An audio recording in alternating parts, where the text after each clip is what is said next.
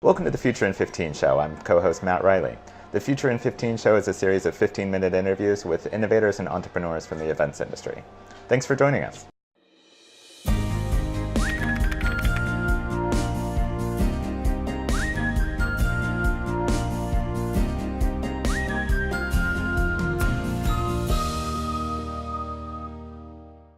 Sophia, thanks for being here with us today. Thank you for having me. Could you tell me a little bit about yourself? What's your background, and what do you think? Where's your expertise in attendee engagement? Yeah. So before I worked for Sli.do, which is the audience interaction platform, and before I joined Sli.do, I worked for a co-working center in Bratislava in Slovakia. And I was responsible for organizing both internal events but also external events. So we were doing bigger lectures, events with lectures, up to maybe 300 people. And we were facing the problem that we... So you were basically in the shoes of your clients now? Exactly, yeah, exactly. And as Sli.do is a Slovak company, I knew many people from there. So I was trying to solve the problem, and they were solving the problem. You were looking at your own engagement for your events, and that was when you knew where to come. Exactly. Okay, and then at one point did you actually join the staff and become part of Sli.do?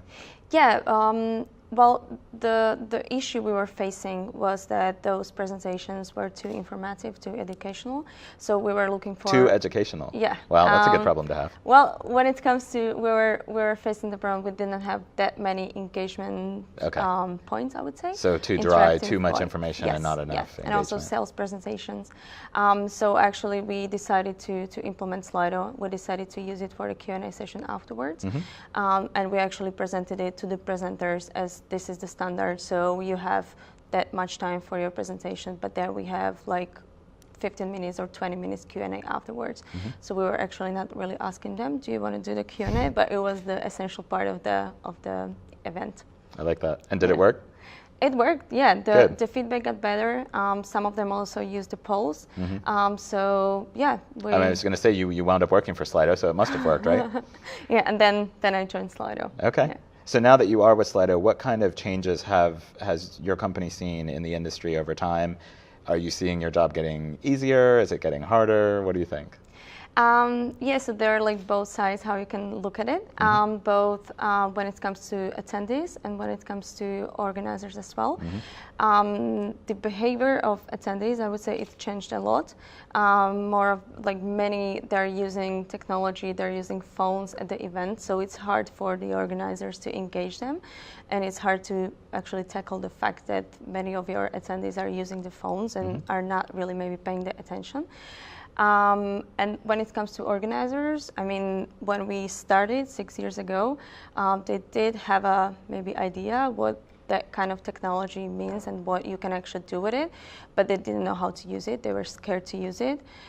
So it's changed a lot. I would say, I don't know if it's easier or harder, but definitely when we are trying to explain them what are the benefits, what is the value that they can have out of it, that they understand more, and they're trying even to use it themselves. It's a self-service, so they're not every time they're looking after our advices or something like that. So it sounds like maybe it's gotten easier with the organizers because they're more familiar with this kind of technology and more comfortable with it, but maybe more difficult with the delegates because they're bringing their own technology into the room now. It's a challenge for organizers. More. Yeah, it's a challenge for organizers to help them when it comes to also the Generation Z right now. I mean, we're going to see more and more people from that generation attending events. Right. And it's a huge challenge for organizers to interact with them and engage them and bring them the value.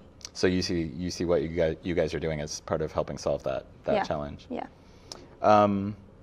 So how do you view the role of technology with attendee engagement? I mean, obviously Sli.do is a tech company, but I'm curious, are there non-technology factors that you think are key to engagement? And are there things like that you advise clients on? Yeah. So the technology, sometimes we say that some of the clients, they just want to use the technology, but they don't know why they want to actually use it. They just want to have it at the events because their competitors are using the technology. But sometimes it doesn't really make sense to use it. Sometimes it really can help when it comes to larger events, or also corporates for meetings are using such a tools because they want to give the voice to the audience. They want to have the more transparent culture. But talking about the non-technology factors, I mean, definitely you can only like those small things as a room design, for example, room layout, how you design the room. If you are using the round tables table or you have only the theater seating, the round tables definitely engage the audience more.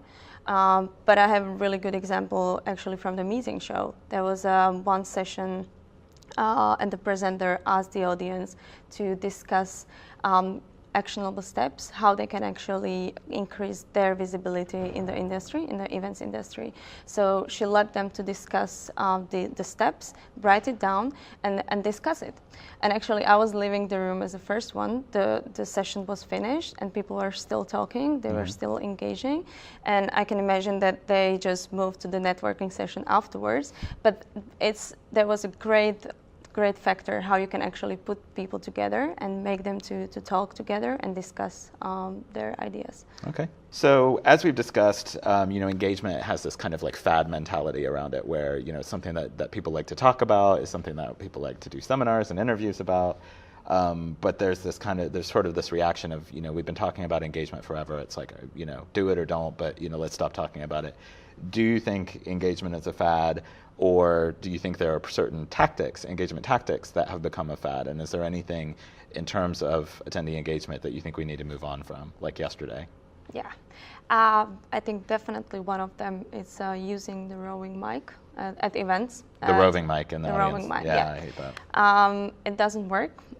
It's not effective at all, especially when you are having a large audience, thousands of people in the room, and you are just trying to get them the mic.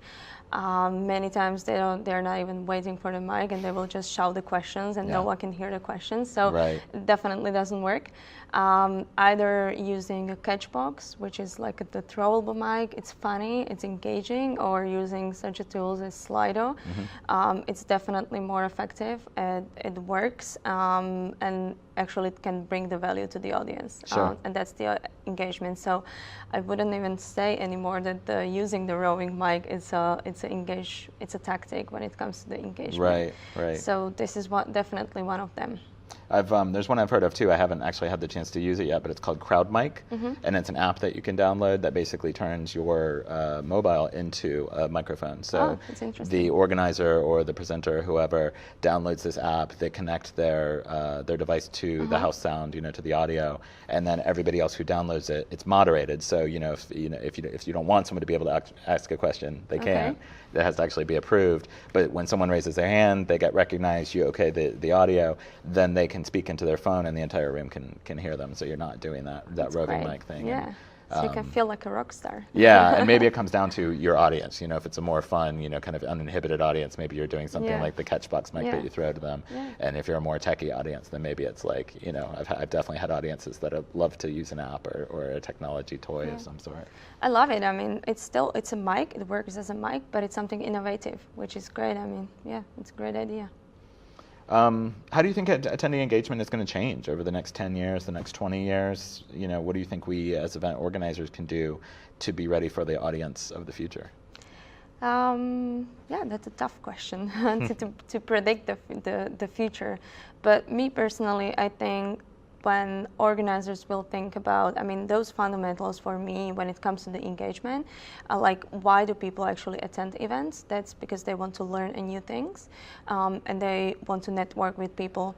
So as long as those two things will be there using any kind of technology, then I think it can work, but it needs to be there. You need to give them the chance to learn and to meet new people.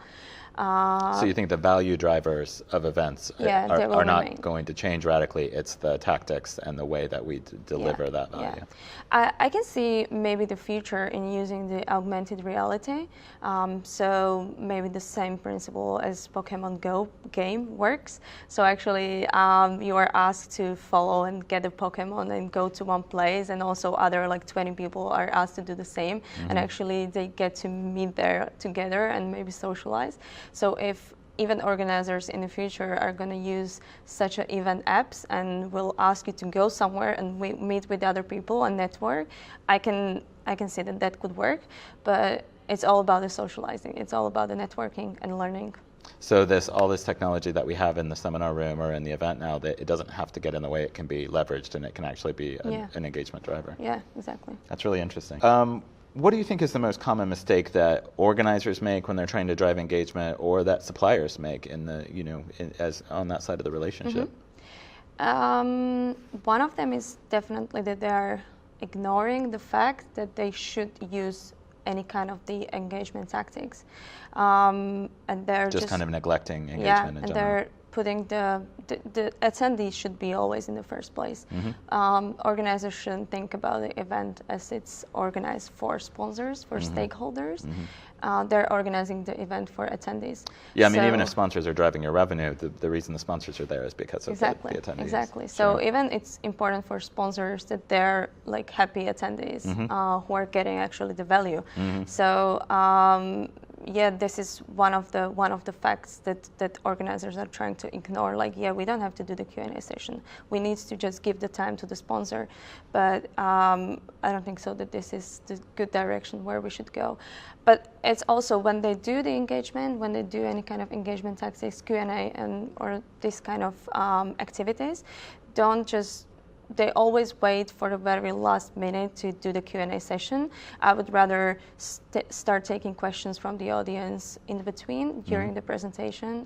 It's all right. So you are actually engaging the audience throughout the whole time of the presentation, not only at the very end of the presentation. That makes sense. Yeah. So this is one of the really common mistakes. One last question for you. What about the relationship between the organizer and the supplier? What does the organizer bring to the table in terms of finding an engagement solution, and what does the supplier need to bring to the table? Yeah, definitely the supplier needs to understand why the organizer wants to use the solution or any kind of engagement tactics. So there needs to be a discussion. There needs to understand why, and then they can help them, and also understand who is the audience, like how the supplier can actually help them to use the tool. Okay, and then what about the audience knowledge? Where does that come from? I mean, I guess what I'm asking is, like I was saying before, with crowd mics versus catchbox versus how do you sort of gauge what the audience is going to be receptive to and what they're actually going to engage with at the end of the day? With the emerging technology world, and then I mean all the generation, they're starting to use the technology. They have the phone, so the phone is like the thing that everyone has, right? So it's like a human right at this point now, right? It is, right? And if you have the phone, then you can use such a tool as Sli.do or also any other event apps, for example. So I think organizers are still afraid to use it, and they're still afraid that there won't be the response. They still kind of see it as the enemy of engagement. Exactly. So. And I think we are just behind this era. We don't have to worry about someone not using the technology. When you are introducing it well, when you are showing the value, why the attendees should use it, and if you are responding in a good way, that you are engaging them, you are taking the questions, because it happens many times that you ask them to submit the questions, but the moderator is not taking the questions. So actually the factor of the factor of engagement is there, but they're not responding on the stage. The execution isn't happening. Yeah. So this is also a huge issue. Yeah. Sofia, it's been a really interesting conversation. I want to thank you. Thank you for having me.